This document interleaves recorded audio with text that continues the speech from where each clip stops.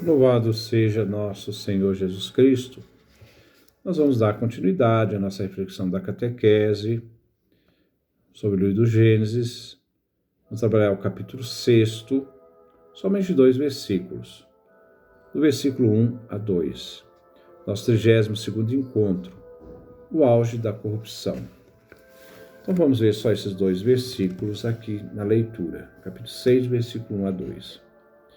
Quando os homens se multiplicaram sobre a terra e geraram filhas, os filhos de Deus viram que as filhas dos homens eram belas e escolheram como esposas todas aquelas que lhes agradaram. É um texto muito complexo. Vamos procurar entendê-los. Nós vimos no encontro passado a lista das idades dos personagens bíblicos antes de Noé, como calcular a verdadeira idade deles. Mas nós também encontramos a lista da vida dos reis sumérios antes do dilúvio, que também eram contados com grandes e astronômicos, anos de vida. O rei Ubara Tutuquim viveu 5 sares e um ner, isto é, 18.600 anos. Foi rei do ano 136.800 ao ano 64.800 antes do dilúvio.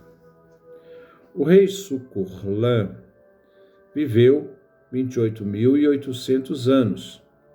Foi rei de 64.800 a 36.000 anos antes do dilúvio.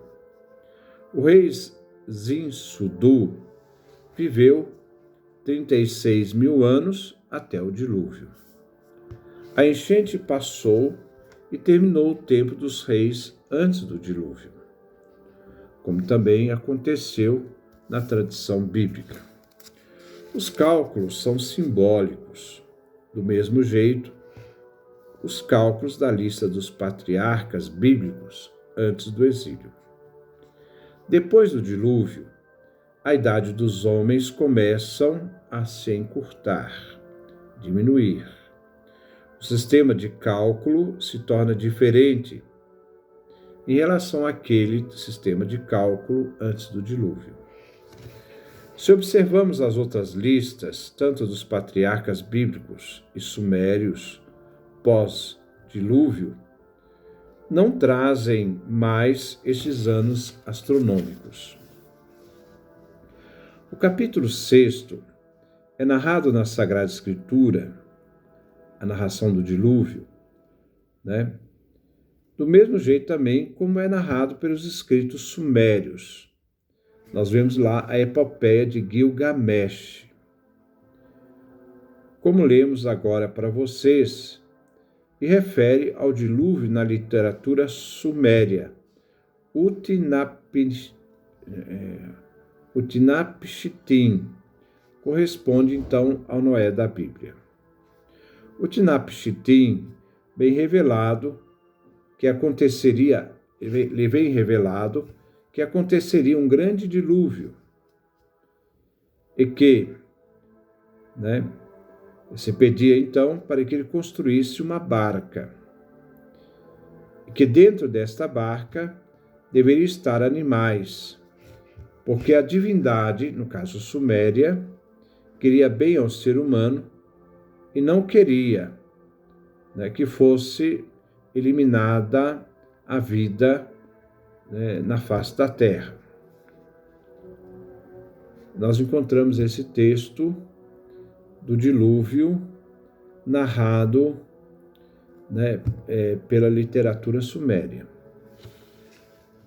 Verdade que não são perfeitamente iguais a literatura do dilúvio que nós encontramos na Sagrada Escritura e a literatura do dilúvio da literatura suméria. Não são perfeitamente iguais.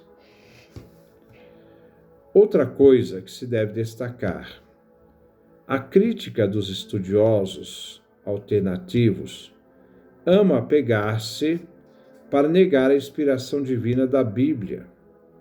O fato que a Bíblia, como se coloca na história, daquilo que havia sido contado, narrado por escrito, de outras fontes, milênios antes,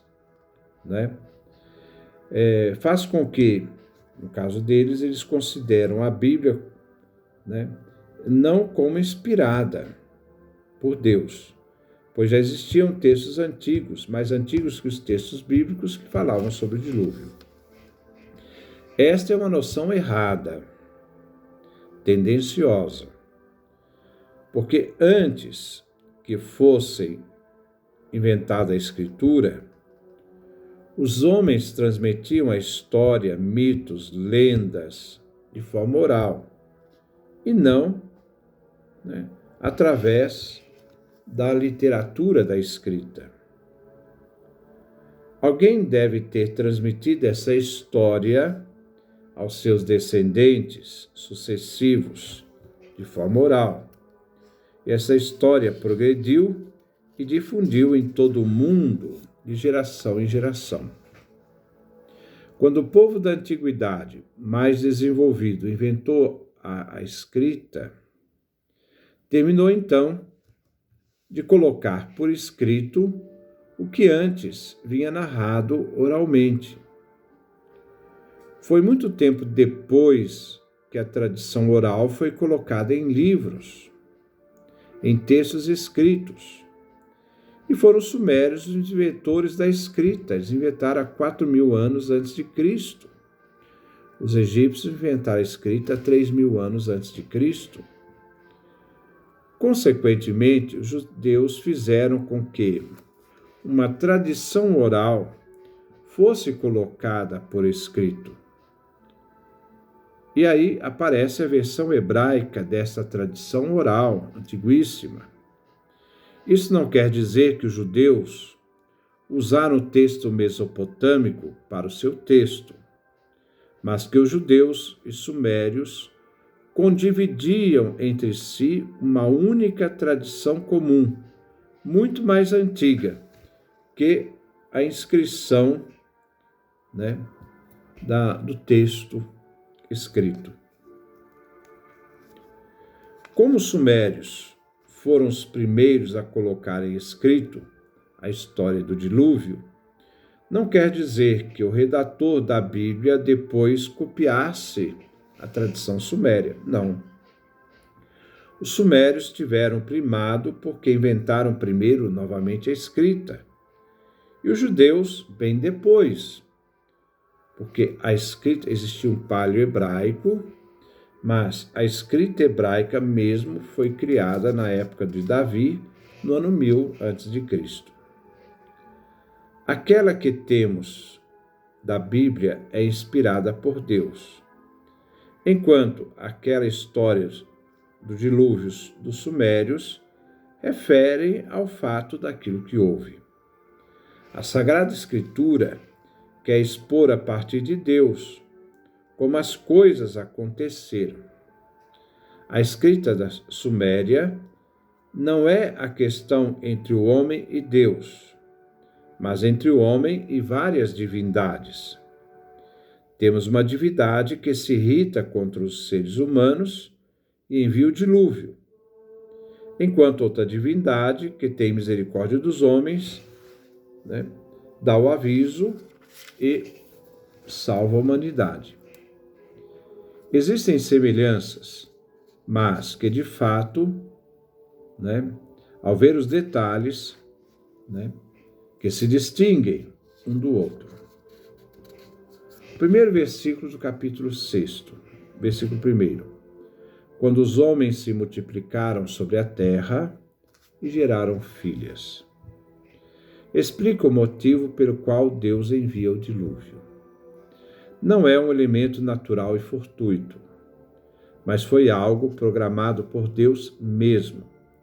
Tanto é que Deus diz a Noé determinada coisa para justificar o dilúvio. Nos últimos 120 anos de existência do gênero humano, antes do dilúvio, Deus fala a Noé. Ao final destes versículos do capítulo 6, vemos a Parashá, a nova porção, a seção da Torá, pois inicia a história reservada só a Noé. Então é Parashat de Noé. Parashat de Noé. Estes poucos capítulos, 6 e 9, que tratam de Noé, fecham um ano, isto é, 121 anos de história. O capítulo 6 a 9 expressa 121 anos de história. Termina com o dilúvio. Os primeiros 120 anos, Deus avisa Noé, diz que ele deve construir a arca. Depois dos 120 anos, acontece o dilúvio. E um ano depois do dilúvio, 121, Noé pode tocar a terra. Vamos iniciar a ler nosso texto. Versículo 1, novamente. Quando os homens, os seres humanos, se multiplicaram sobre a terra e geraram filhas. Aqui tem um verbo, começar. Tem início da mesma raiz que significa profanar. Começar e profanar. Então, quando se diz, quando os homens se multiplicaram sobre a terra, começaram então a gerar filhos. Esse gerar filho, esse começar, tem o mesmo sentido de profanar. Lemos o verbo começar, profanar, quando no tempo de Enoche. Gênesis capítulo 4, versículo 26. Começou a profanar, invocando o nome do Senhor. Quando os seres humanos começam a se multiplicar, quer dizer que o gênero humano multiplicou a profanação. Este é o sentido. Estava se tornando sempre mais pecadora, até chegar ao cume da profanação. A ideia que a Escritura nos expõe sobre o modo de agir de Deus não é que Deus agia de maneira impulsiva, de modo que no fim destrói o homem. Na narração bíblica se diz, desde quando a humanidade chega ao cúmulo da maldade. Deus não intervém. Quando chega ao ponto que não tem nada mais para fazer, então Javé Deus intervém. Esta coisa vem interpretada também da mesma forma na história de Gomorra. Deus manda seus mensageiros para ver se as vozes que circulavam sobre Gomorra eram verdadeiras. O clamor de Sodoma chegou até o céu. Quando o grito de uma cidade chega até o céu, se diz que chegou o momento de Deus para agir. Isso quer dizer, se o tempo do dilúvio, toda a humanidade existente, se a humanidade arrependesse, não haveria um dilúvio. Mas, se no tempo do dilúvio, toda a humanidade não se arrepende, a consequência é que chega um momento que não existe mais jeito, vem o dilúvio. A intervenção de Deus, quando decreta uma destruição, não é aquela de destruir, é aquela de evitar a destruição. Por isso o aviso. Eis porque Deus é disposto a perdoar. Deus estava disposto a perdoar, voltar atrás no tempo de Abraão, antes de destruir Sodoma e Gomorra. Deus deu um tempo, que é o tempo da conversa de Abraão com Deus. Com Nínive, Deus deu o tempo de 40 dias antes de destruí-la. Deu-lhe o tempo necessário para converter. O tempo que Deus dá É um tempo, né, que ele dá para poder esperar uma resposta humana. E ao mesmo tempo para entender o nível da maldade humana. Sodoma e Gomorra eram malvadas, pecadoras, mas Deus também deu às duas cidades um tempo, que foi o tempo do diálogo com Abraão, para ver se Sodoma e Gomorra abandonassem as maldades que praticavam. Quer dizer que o pecado de Sodoma e Gomorra não eram tão grandes quanto o pecado de Nínive. Nínive era um pecado maior, mais grave, a ponto de dar 40 dias para arrependimento, mas não Sodoma e Gomorra, que foi dado somente o tempo do diálogo entre Deus e Abraão antes da destruição das duas cidades. Ora, o objetivo do dilúvio não é aquele de ajustar o coração, pois depois do dilúvio o coração humano se revolta novamente contra Deus, a ponto de construir a Torre de Babel. Os pesquisadores diziam: se Deus quisesse eliminar o mal, então ele não conseguiu na sua intenção, visto que o mal permaneceu no coração humano, isto é, a inclinação do homem para o mal. Mas tirar o mal do coração humano não foi possível com o dilúvio. Só será possível mais tarde com o sangue de Jesus. Vejamos que os números são importantes. Importante é a pessoa, vista na sua idade. Quanto maior é o número, mais importante é a pessoa. Quanto maior é o número, maior gravidade é a situação do pecado da humanidade. Quando o ser humano começou a se multiplicar e multiplicar a sua profanação do nome de Deus sobre a superfície da terra, então deles nasceram filhas. Os filhos de Deus significa que os filhos do juiz. Versículo 2. Os filhos de Deus viram que as filhas dos homens, frutos dessa profanação multiplicada, eram belas, e escolheram como esposas todas aquelas que lhes agradaram, e as tomam por esposas, e as levaram. Por que filho do juiz e não filho de Deus? Filho de juiz é a melhor tradução que filho de Deus. A expressão filhos de Deus tem um plural, indicando que esses filhos eram filhos de um homem poderoso, eram filhos de um juiz da época, e que pode ser também entendido como príncipes. Os príncipes notaram que as filhas dos homens eram desejáveis. Quem eram esses príncipes filhos? Eram filhos de alguém poderoso. Filhos do chefe da tribo, do clã, que vinham assinalados como esposas a mulheres que eram consideradas desejadas.